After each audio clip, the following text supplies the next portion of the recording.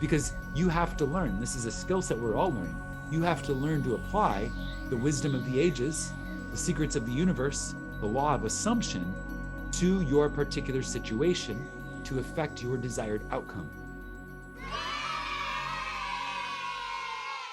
All right, welcome back to another episode of Daily Neville. I am your host, Josiah Brandt, and Daily Neville is all about breaking down the teachings of Neville Goddard, making them easy to understand, easy to digest, easy to apply in 20 minutes or less. Today, we're continuing with The Power of Awareness by Neville Goddard, and this is chapter 25, and this chapter is titled Faith. Now, Neville starts with two quotes here from the Bible, and I will read those now. A miracle is the name given by those who have no faith to the works of faith. Faith is the substance of things hoped for, the evidence of things not seen. Hebrews 11:1. Neville writes, the very reason for the law of assumption is contained in this quotation. If there were not a deep-seated awareness that which you hope for had substance and was possible of attainment, it would be impossible to assume the consciousness of being or having it. Now, you may have heard the very famous quote, that which man can dream or conceive, he can become. This is very much the same thing. If it wasn't possible for you to become that thing, for you to become that person, for you to adopt the consciousness of, for you to be the person you desire to be, then you wouldn't be able to dream of it. You wouldn't even enter your awareness if it were impossible to you. It is the fact, Neville writes, that creation is finished and everything exists that stirs you to hope. And hope, in turn, implies expectation. And without expectation of success, it would be impossible to use consciously the law of assumption. So he's tying together here this idea of hope, expectation, and success. So hope, meaning that you have this idea. Creation is finished, there's something available to you, and you decide you would like to experience it. So you hope for this idea, and really hope is a beggar, as Neville says. So really what you must do is you must expect. So hope is kind of how it first contacts your consciousness, but then comes an expectation, and the expectation yields success because expectation and assumption are very closely aligned. Evidence, Neville writes, is a sign of actuality. Thus, this quotation means that faith is the awareness of the reality of that which you assume. Again, faith is the awareness of the reality of that which you assume. Or another way to say that would be faith is the awareness of the reality of your assumption. You know your assumption is real, and your faith is the evidence that your assumption is real, and also the awareness that your assumption is real. Consequently, it is obvious that a lack of faith means disbelief in the existence of that which you desire. Inasmuch as that which you experience is the faithful reproduction of your state of consciousness, lack of faith will mean perpetual failure in any conscious use of the law of assumption. Meaning, if you do not have faith, you will fail at using the law of assumption, because faith is really what gives the law of assumption its power. You must believe in it in order for it to work, because consciousness is the only reality. And this is the law of consciousness just as much as it is the law of assumption. In all the ages of history, faith has played a major role. It permeates all the great religions of the world. It is woven through all mythology, and yet today it is almost universally misunderstood. Contrary to popular opinion, the efficacy of faith is not due to the work of any outside agency. It is, from first to last, an activity of your own consciousness. So what Neville is saying is faith has nothing to do with anything outside of you. Faith has everything to do only with that which is inside of you, your own consciousness.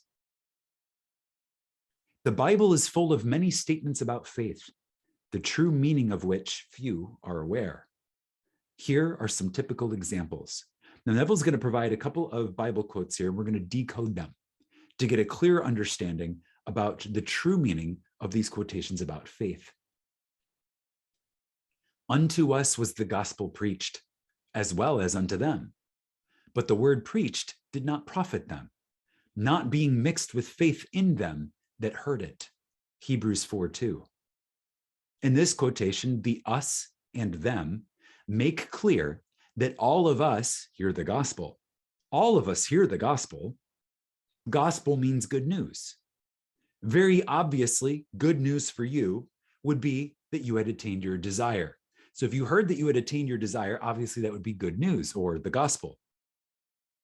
This is always being preached to you by your infinite self, because your infinite self is aware that creation is finished and that all states of consciousness are available for you to embody. So your infinite self is constantly preaching to you the gospel or the good news. To hear that what you desire does exist and you need only to accept it in consciousness is good news. It's great news. It's the law of liberty. It's the law that sets us free. I can't think of better news to hear than that. Hey, guess what? Whatever your problem is, you can solve it. And you don't have to go to an outside authority. It is all within you. You have the key. Your consciousness is the key. Your assumption is the key that unlocks all doors. I can't imagine hearing better news than this. This news is always being preached to us. Our infinite self is always telling us that this is the case. In fact, it's embedded in the mythologies all around us. Look at any Disney movie, and countless other types of movies are constantly telling us that what we believe in, dream and believe to be will become true for us. It's constantly being told us. The question is, do we believe? Do we have faith? So what Neville says here is not mixing with faith, from the Bible quote, mixing with faith, means to deny the reality of that which you desire. So your infinite self can be preaching to you that, hey, what you desire is available for you. And you're saying, no, I'm going to deny the reality that that's the case. I'm going to choose not to believe that it's possible for me to be more than what I am now. And that's refusing to believe, which is also denying the reality, which is also not mixing with faith, which is also a recipe for failure. And Neville says, hence, there is no profit or attainment possible for you when you are in this state. The second Bible verse that Neville quotes here is from Matthew 17:17, and that verse is, O faithless and perverse generation, how long shall I be with you? The meaning of faithless, Neville writes, has been made clear.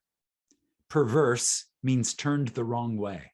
In other words, the consciousness of not being what you want to be.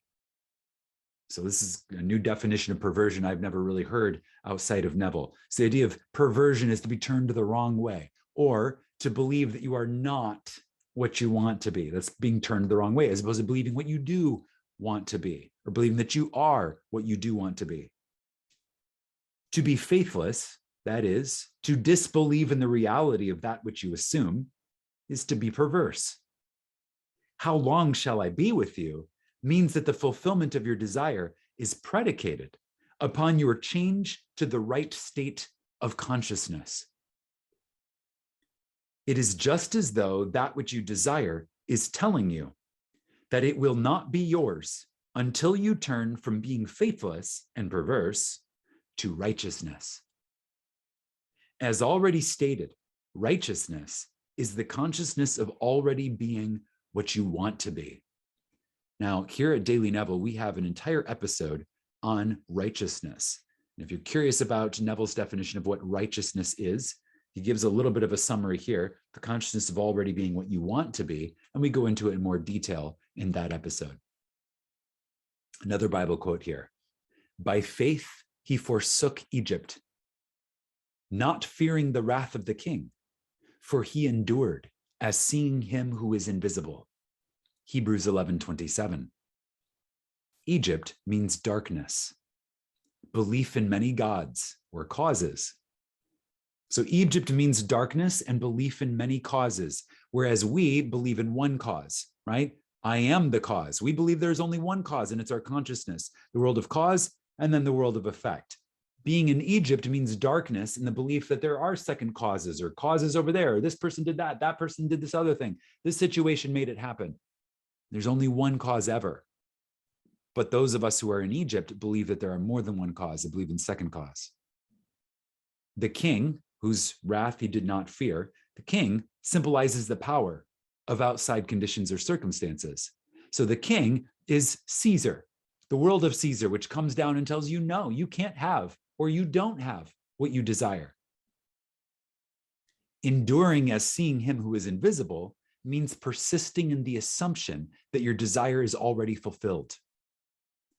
Thus, this quotation, Neville writes, means that by persisting in the assumption that you already are the person you want to be, you rise above all doubt, fear, and belief in power outside conditions or circumstances, and your world inevitably conforms to your assumptions. Now, the dictionary definition of faith is as follows: the assent of the mind or understanding to the truth, unwavering adherence to principle. I'm going to read that again. This is the dictionary definition of faith: assent of the mind or understanding to the truth. Second definition: unwavering adherence to principle. These definitions are so pertinent that they might well have been written with the law of assumption in mind. Faith does not question. Faith knows. Faith does not question. Faith knows. Powerful chapter here from the Power of Awareness on the topic of faith. Faith is the substance of things hoped for, the things not yet seen. Faith really is the key. It really is, are you unbelieving and lacking in faith, or are you believing and abundant in faith? In the comments below, let's talk about faith. Tell me what you know about faith or what you've learned about faith. What role does faith play in you becoming the man, the woman, the human that you desire to be? Leave me a comment below. Inspire yourself, inspire others with your sharing. Tap that thumbs up button to help others find Daily Neville, and subscribe to this channel so that you get Daily Neville tomorrow. Imagine wisely, my friends, and I will see you in the next.